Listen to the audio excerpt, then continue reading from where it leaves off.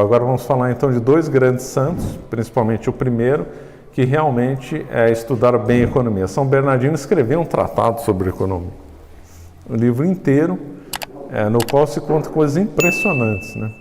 Então, a defesa da propriedade privada, a defesa do empreendedorismo. Ele diz que os empreendedores, os empresários, eu acho que não usou o termo empresário, esse é um termo atual, né? Faziam bem à sociedade. Defendeu a teoria subjetiva do preço, conforme eu expliquei, defendeu o livre comércio, legitimação dos lucros, alertou sobre os perigos da tributação excessiva e até uma questão dos juros. A questão dos juros eu vou explicar, que é bem interessante, como as coisas são mal explicadas, como a igreja encarou os juros e a usura, né? E o Santo Otonino estudou São Bernardino e se focou mais nas trocas mercantis, né? Aqui então nós temos aqui um outro esquema, né? Baseado em São Tomás, né? Do que ele estudou, e aqui alguns caminhos, né? Que foram tomados. Já dizer que o Ockham piorou a teoria econômica e o Duns Scotus também. Agora, o grande desenvolvimento da teoria econômica em ambiente católico foi desenvolvido na Espanha, que se chama impropriamente de Escola de Salamanca, porque teve outros autores que não moravam em Salamanca. E aí teve um colossal desenvolvimento da teoria econômica, que foi durante muito tempo escondido de nós. Digo nós, sim, do grande público, né? Poucos aí divulgavam isso, né? Esse livro aí todas essas citações estão no livro do Biratã em Ouro. Então, por exemplo, o Francisco de Vitória, um dos nomes mais famosos dessa época, né? Não escreveu só sobre economia, escreveu sobre direito. Ele é um dos pais do direito internacional, né? Falou do preço justo, que é o preço de mercado, propriedade privada. Todos eles se apoiavam nas conclusões, né? Todos eles defendiam mais ou menos as coisas corretas. Todos eles também analisavam a economia sob o ângulo moral. Falavam abertamente em pecado mortal, se fizesse isso, se fizesse aquilo. Acusavam os governantes de elevar tributos mais do que poderia, como erro e pecado mortal para o governante que fizesse isso. Todos eles defendiam tributação baixa. Tributação só poderia ser aumentada por necessidade. E é interessante que o Garcia Moreno do Equador, uma das primeiras medidas que ele fez foi baixar os impostos, né? Interessante. Então, o doutor Navarro, também uma grande figura, também fez a preferência intertemporal, né, que era que eu dou mais um valor a determinado bem presente do que a futuro, né? Mais ou menos como o cavalo lá que a dona Ivone citou. Umas coisas são mais importantes para mim agora do que no futuro. Então, isso daí eu vou emprestar um valor maior para uma coisa agora do que no futuro. Eles também defendiam que o dinheiro tem que ter lastro em coisa física, né? Ou em ouro ou em prata. Então, é um absurdo hoje o dinheiro ser uma coisa fiduciária, na confiança do governo. Isso é uma coisa completamente absurda, e até chega a ser irracional. Porque o dinheiro, ele é um bem de troca, mas ele tem que ter um valor, uma coisa física, não fica uma coisa completamente abstrata, fica uma coisa completamente sem fulcro na realidade, fica uma coisa completamente errada. Isso daí teve várias fases de abolição nessa etapa, né? E foi concluído nos anos 70 no governo do Nixon, quando foi abolido totalmente o padrão ouro lá no começo dos anos 70. Mas na época medieval, Idade Moderna, nem pensava ter uma moeda sem lastro em ouro ou prata, né? Que era o laço mais óbvio que se tinha, né, de duas coisas de valor, ouro ou prata. Podia ser os dois ou um, ou bimetálico, né? Então, um governo só poderia emitir mais moedas se ele tivesse mais ouro recebendo, que elas têm total lógica, né? E aí causou que foi estudado na época quando chegou muito ouro das Américas para Castela, principalmente, né? Teve inflação em Castela. Por quê? Porque o governo pôde emitir mais moeda em lastro né, lastreado no ouro, e aí teve inflação. Agora, por que a Espanha não quebrou naquela época? Isso é interessante, a inflação ficou em Castela e não ficou em Aragão. Por quê? Porque Aragão e Castela tinham moedas diferentes. E além deles terem moedas diferentes, também tinham moedas de fora circulando na Espanha. Então, várias moedas circulando no mesmo local, as moedas também concorrem entre si, protegendo a economia. Então, se uma moeda começa a se tornar muito fraca, a população começa a recusar essa moeda e só fica com a moeda boa. Só que aconteceu no Brasil na época da hiperinflação. As pessoas não queriam mais guardar o dinheiro e quem queria ter dinheiro em espécie só tinha dólar, né? Então, a mesma coisa aconteceu na Espanha.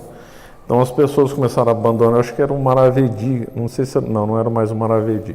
Eu não lembro a moeda que sofreu a forte inflação, mas esse mercado ficou protegido pelas outras moedas. Então na Espanha circulava escudo português, circulava também o ducado veneziano, que então essas moedas, circulavam moedas francesas, e o ducado veneziano circulava no mundo inteiro, circulava no Brasil, né?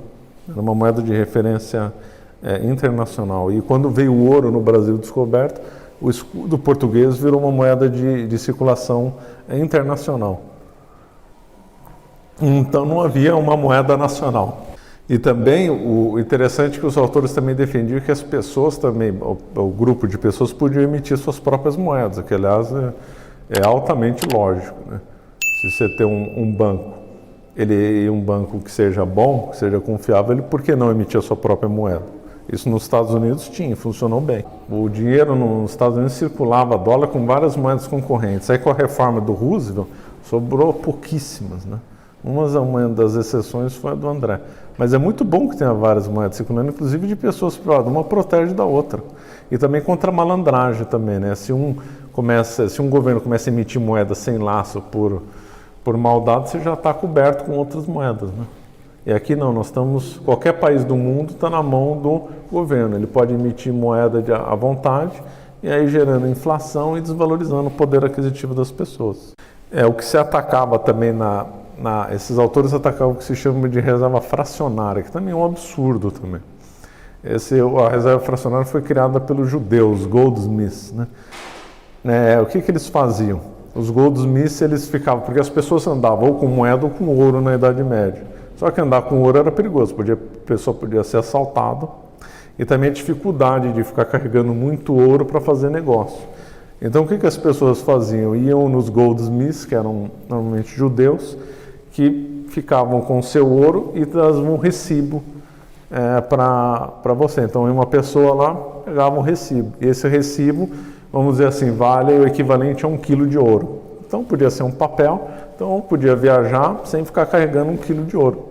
E aí eu podia passar, esse papel era endossável, eu podia passar para frente, ou seja, funcionava como uma moeda na prática.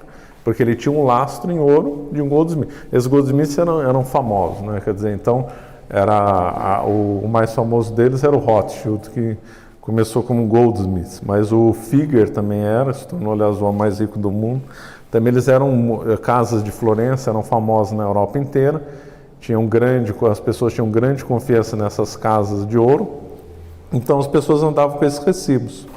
E aí o que os judeus começaram a perceber? Perceberam que os papéis circulavam e ninguém ia resgatar o ouro, porque o papel acabou tendo um valor em si mesmo, embora tinham o direito de resgatar o ouro. Inclusive nas notas antigas, que na Libra e no dólar não sei se ainda está, na Libra estava, isso equivale a X% em ouro resgatável.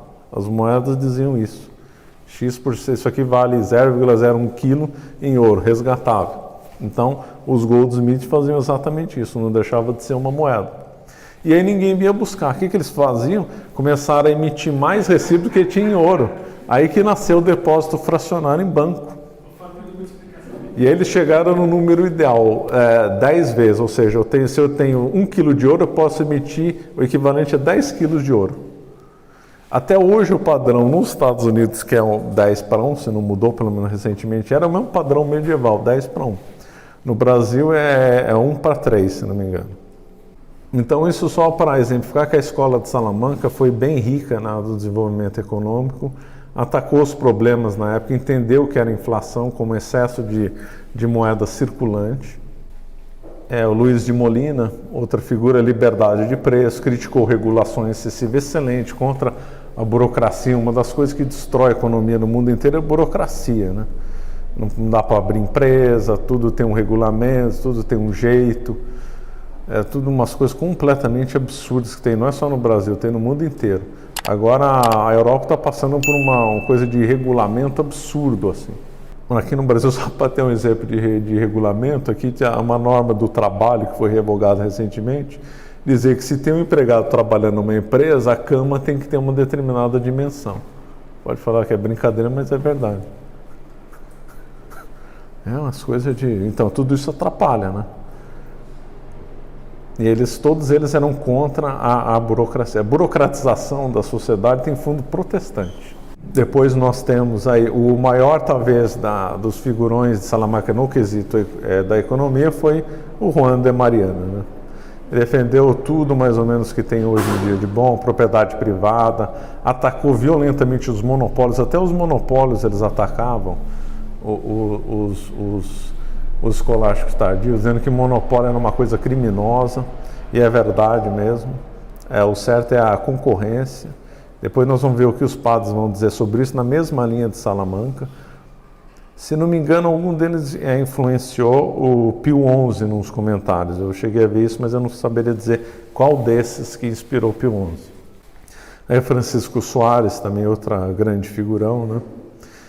Esse daí, que o preço de amanhã do mercado só Deus conhece, pode fazer uma palavra óbvia. Lógico que o preço de amanhã só Deus conhece. Porém, hoje em dia não é bem assim. Com a influência do determinismo na ciência econômica, essa do preço da manhã, tem muita gente que acha que dá para prever o preço da manhã, com base em determinadas análises. Isso aí começou com Adam Smith, a visão determinística na economia, né? Essas ideias de Salamanca espalharam para o mundo, foram para a Holanda, Portugal, e foram na Inglaterra. Se estudou esses autores, e óbvio que lá na Inglaterra se corrompeu essa visão, né?